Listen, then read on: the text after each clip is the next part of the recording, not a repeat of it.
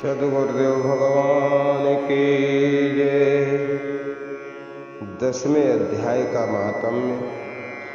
नारायणम ऋषिकेशम गोविंदम गरुड़ध्वजम वासुदेवम हरिम कृष्णम केशवम प्रणमामहम्।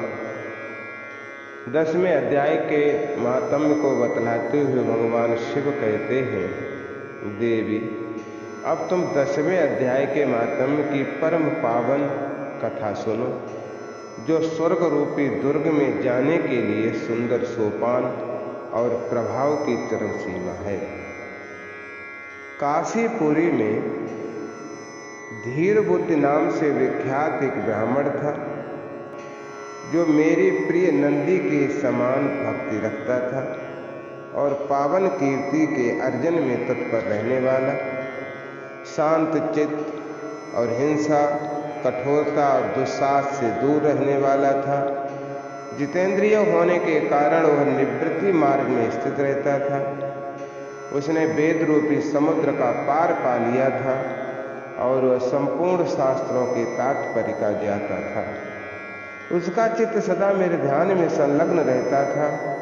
वह मन को अंतरात्मा में लगाकर सदा आत्म तत्व का साक्षात्कार किया करता था। अतः जब वह चलने लगता तब मैं प्रेम बस उसके पीछे दौड़ दौड़ कर उसे हाथ का सहारा देता रहता था। यह देखकर मेरे पार्षद भृंगी ऋट ने पूछा, भगवान इस प्रकार भला किसने आपका दर्शन किया होगा? इस महात्मा ने कौन सा तप, होम अथवा जप किया है कि स्वयं आप ही पग पग पर इसे हाथ का सहारा देते रहते? भृंगिरिट का यह प्रश्न सुनकर मैंने कहा, एक समय की बात है, कैलाश पर्वत के पार्श्व भाग में पुन्नाग वन के भीतर चंद्रमा की अमृतमयी किरणों से धुली हुई भूमि में एक वेदी का आश्रय लेकर मैं बैठा हुआ था। मेरे बैठने के क्षण भर बाद ही सहसा बड़े जोर की आंधी उठी। वहां के वृक्षों की शाखाएं नीचे ऊपर होकर आपस में टकराने लगी। कितनी ही टहनियां टूट टूट कर बिखर गईं। पर्वत की अविचल छाया भी हिलने लगी। इसके बाद वहां महान भयंकर शब्द हुआ, जिससे पर्वत की कंदराएं प्रतिध्वनित हो उठी। तदनंतर आकाश से कोई विशाल पक्षी उतरा, जिसकी कांति काले मेघ के समान थी। वह कज्जल की राशि, अंधकार के समूह अथवा पंख कटे हुए काले पर्वत सा जान पड़ता था। पैरों से पृथ्वी का सहारा लेकर उस पक्षी ने मुझे प्रणाम किया और एक सुंदर नवीन कमल मेरे चरणों में रखकर स्पष्ट वाणी में स्तुति करनी प्रारंभ की। पक्षी बोला, हे देव आपकी जय हो। आप चिदानंदमयी सुधा के सागर तथा जगत के पालक हैं। सदा सद्भावना से युक्त और अनासक्त की लहरों से उल्लसित हैं। आपके वैभव का कहीं अंत नहीं है, आपकी जय। अद्वैत वासना से परिपूर्ण बुद्धि के द्वारा आप त्रिविध मलों से रहित हैं। आप जितेंद्रिय भक्तों को अधीन अविद्यामय उपाधि से रहित, नित्य मुक्त, निराकार, निरामय, असीम, अहंकार शून्य, आवरण रहित तो निर्गुण है। आपके भयंकर ललाट रूपी महासर्प की विष ज्वाला से आपने कामदेव को भस्म किया, आपकी जय हो। आप प्रत्यक्ष आदि प्रमाणों से दूर होते हुए भी प्रामाण स्वरूप हैं। आपको बार बार नमस्कार है। चैतन्य के स्वामी तथा त्रिभुवन रूपधारी आपको प्रणाम है। मैं श्रेष्ठ योगियों द्वारा चुंबित आपके उन चरण कमलों की वंदना करता हूँ, जो अपार भव पाप के समुद्र से पार उतरने में अद्भुत शक्तिशाली हैं। हे महादेव, साक्षात बृहस्पति भी आपकी स्तुति करने की धृष्टता नहीं कर सकते। सहस्र मुखों वाले नागराज शेष में भी इतना चातुर्य नहीं है कि वे आपके गुणों का वर्णन कर सकें, और वे आपके गुणों का वर्णन कर सकें, फिर मेरे जैसे छोटी बुद्धि वाले पक्षी की तो विशाल। उस पक्षी के द्वारा किए हुए इस स्तोत्र को सुनकर मैंने उससे पूछा, हे विहंगम, तुम कौन हो और कहाँ से आए हो? तुम्हारी आकृति तो हंस जैसी है, मगर रंग कौवे का मिला है। तुम जिस प्रयोजन को लेकर यहाँ आए हो उसे बताओ। तब पक्षी बोला, देवेश, मुझे ब्रह्मा जी का हंस जानिए। हे धूर जटे, जिस कर्म से मेरे शरीर में इस समय कालिमा आ गई है उसे सुनिए। हे प्रभु, यद्यपि आप सर्वज्ञ हैं, अतः आपसे कोई भी बात छिपी नहीं है, तथापि यदि आप पूछते हैं तो बतलाता हूँ, सुनो। सौराष्ट्र अर्थात सूरत नगर के पास एक सुंदर सरोवर है जिसमें कमल लहलाते रहते हैं। उसी में से बाल चंद्रमा के टुकड़े जैसे श्वेत मृणालों के ग्रास लेकर मैं तीव्र गति से आकाश में उड़ चढ़ा था।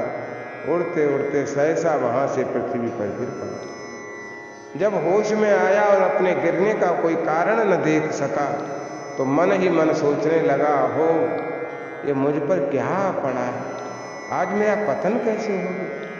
पके हुए कपूर के समान मेरे श्वेत शरीर में यह कालिमा कैसे आ गई?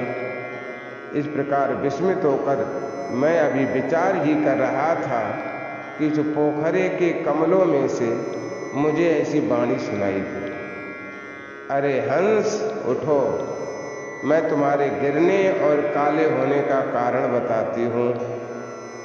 तब मैं उठकर सरोवर के बीच गया और वहाँ 5 कमलों से युक्त एक सुंदर कमलिनी को देखा। उसको प्रणाम करके मैंने दक्षिणा की और फिर अपने पतन का कारण पूछा। कमलिनी बोली, हे कलहंस, तुम आकाश मार्ग से मुझे लांघ कर गए हो, उसी पातक के परिणाम बस तुम्हें पृथ्वी पर गिरना पड़ा तथा उसी के कारण तुम्हारे शरीर में कालिमा दिखाई देती है। तुम्हें गिरा देख मेरे हृदय में दया भर आई और जब मैं इस मध्यम कमल के द्वारा बोलने लगी हूँ उस समय मेरे मुख से निकली हुई सुगंध को सूंघकर 60,000 भंवरे स्वर्गलोक को प्राप्त हो गए।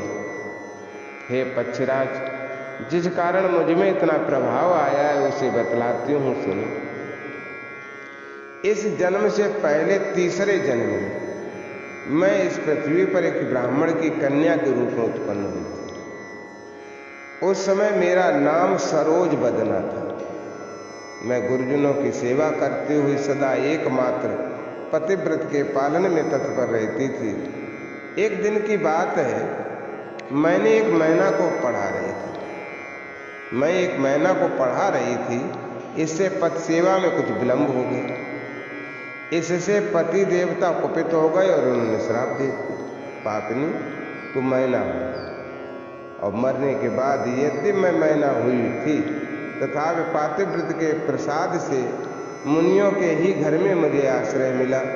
किसी मुनि कन्या ने मेरा पालन पोषण किया।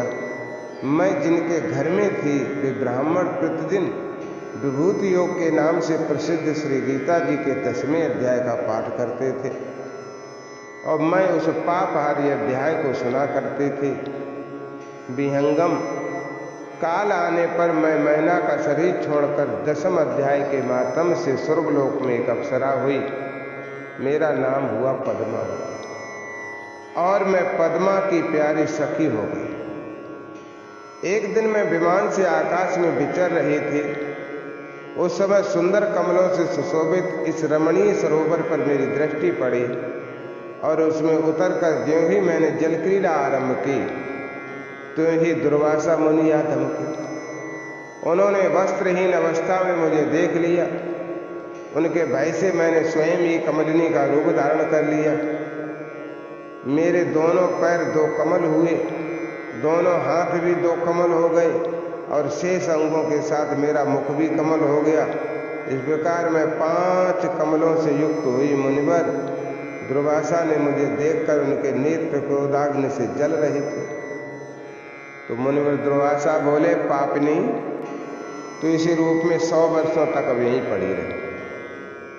ये साप देकर वे क्षण भर में अंतर्ध्यान हो गई।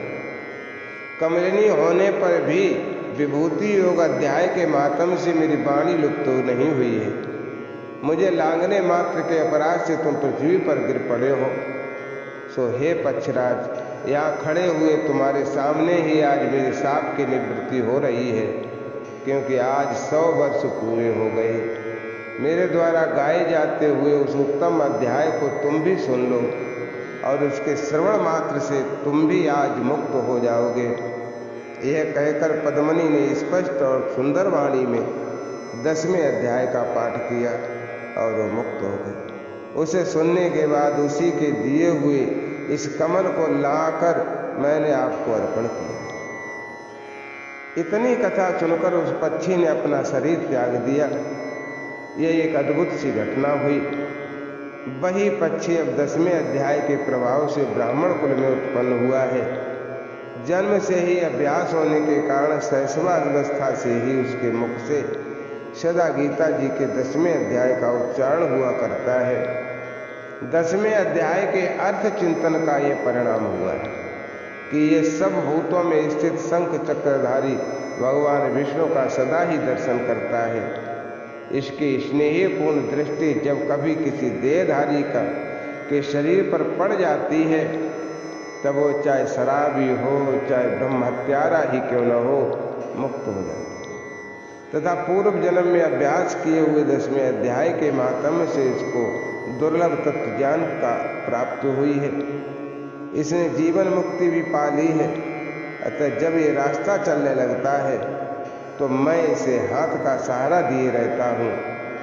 सो हे भृंगिरिटे, यह सब 10वें अध्याय की ही महामहिमा है।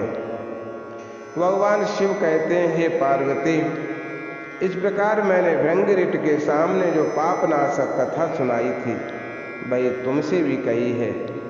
नर हो या नारी अथवा कोई भी क्यों न हो, इस 10वें अध्याय के श्रवण मात्र से उसके सब आश्रमों के पालन का फल प्राप्त हो जाता है। हरिओम तत्सत, हरिओम तत्सत, हरिओम तत्सत। राधे कृष्ण, राधे कृष्ण, कृष्ण कृष्ण राधे राधे, राधे श्याम, राधे श्याम, श्याम श्याम राधे राधे। सद्गुरु